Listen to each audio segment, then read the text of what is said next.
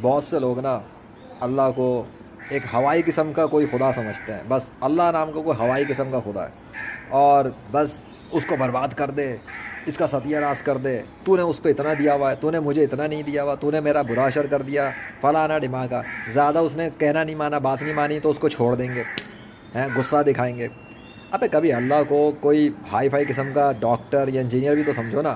اب مثال کے طور پہ اگر کوئی شخص جس طرح کلینک کے ڈاکٹر کے پاس جاتا ہے، ڈاکٹر صاحب دیکھیں مجھے درد ہو رہا ہے، دیکھیں کیا مسئلہ ہے، سمجھ میں نہیں آ رہا، 1 سال سے بیمار ہوں، 1 سال سے درد ہے، پلیز ٹھیک کریں،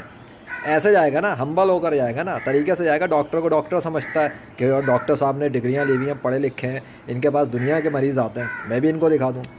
اب تو جو پوری کائنات کا ڈاکٹر ہے، اللہ سے زیادہ بڑا ڈاکٹر ہے کون؟ اب کوئی بندہ اللہ سے ایسے بات چیت تو کرے نا، ڈاکٹر صاحب، کائنات کے ڈاکٹر صاحب، پوری کائنات کے بڑے سے سب سے بڑے ڈاکٹر، دیکھیں نا میرے جسم میں کیا مسئلہ ہے، درد ہے، یہ وہ، پلیز ٹھیک کر دیں، ایسے کر